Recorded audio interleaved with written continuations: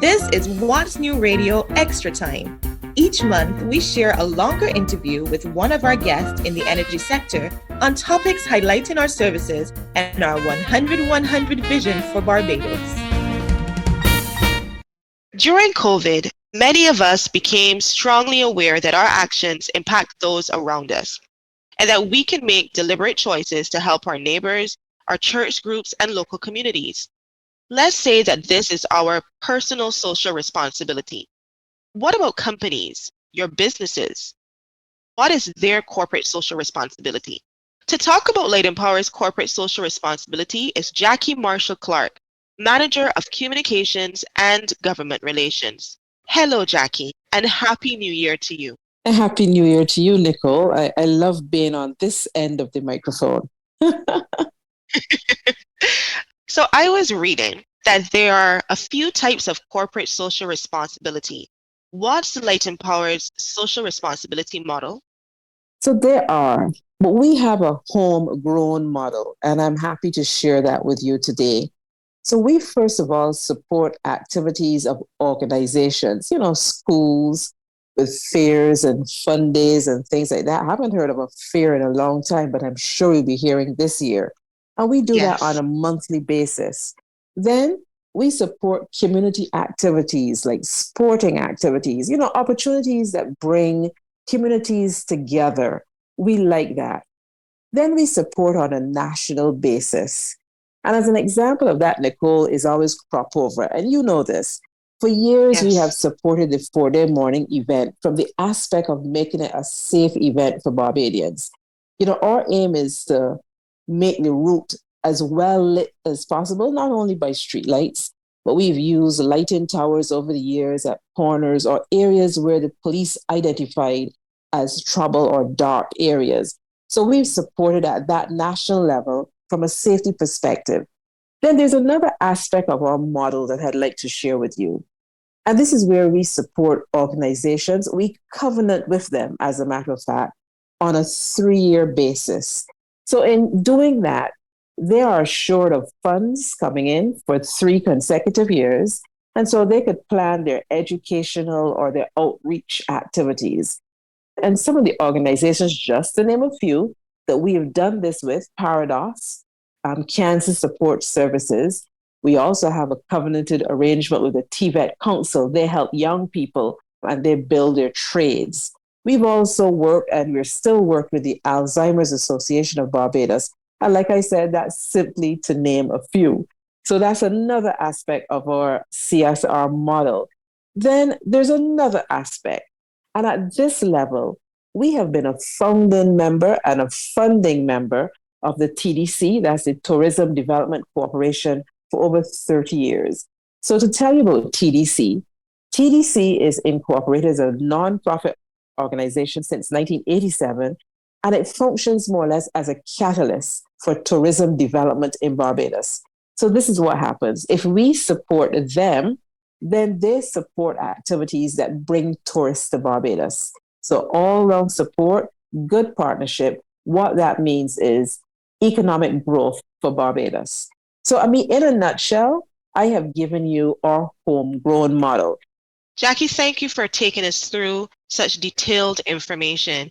Could you also share with us what categories of support are covered in this model? And can you give me some examples of the events or projects or perhaps partnerships that you supported in 2022? Nicole, in 2022, as always, varied, as mentioned just now, in the different areas and aspects that we look to lend the support. My favorite period was the first quarter of last year when we supported the Autism Awareness Month. And with that, we partnered with the Ministry of Education, you remember? And there were several schools that we reached out to and said, okay, we really want to support you and help you with your teaching tools for children on the autism spectrum. I think there were over 16 schools like that. Yes. Then in August, we decided that we would support the summer camps. So we went out to maybe about 10 summer camps during the period, and we did health and wellness presentation, safety presentations. We took our guides, they took the trucks, they showed the children so much and whatever. That for me was the highlight of 2022. not just the funding and the giving and the supporting, but the actual getting out and being involved in the community. If you will, Nicole, I'd like to slip back to 2020, the actual year of the pandemic. And we broke the rule or we changed policy that year to support in the areas that were most needed. And so we did COVID patients through funding at Harson's Point. We did COVID resilience through the support of the National Vaccine Fund. We helped at the welfare department. But my favorite part of that year would have been supporting the employees. We asked them to look into their communities and see what they would like to support during the COVID pandemic. And my favorite was one young lady said, I have some guys in my community and they're trying to make up garden beds to help feed persons during this pandemic period. And you know what? We gave her our support. You remember? We bought I her do. items like hose and garden Yes. equipment Yes. and so on that she could then donate to her guys in her community to help the community at large during the COVID period. Jackie, thank you so much for bringing those back to memory. And I can't help but have this huge smile on my face because our employees truly love and jump at opportunities to be able to give back. So I want to hear from your perspective, how important is it to have employee engagement so that the work is not only top-down management, but it also contains ideas from our people? It is very important because you know that we don't always know what is happening in the community. So our eyes and ears of the needs of the people are through the employees who actually live there. And so last year, and that's going to be the focus for 2023, more work through our employees, helping them to help where they actually live. And we will support them. And as you know, again, we have honored them with the heroes and sheroes. Is that what we call them? Every time they do something, we give them our support. I'm sure our employees are thrilled to hear that. Jackie, thank you so much for taking the time. I know it's extremely busy for all of us, but thank you for coming in and walking us through our corporate social responsibility policy and how important it is to all of us here at Light and Power. All the best for the new year. Thank you, Nicole, and the very same to you. What's New Radio is broadcast on radio every month, or you can listen to past episodes on our website, blpc.com.bb.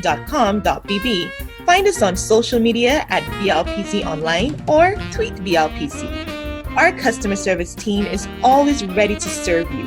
Call 626-4300 during office hours or 626-9000 for emergency assistance.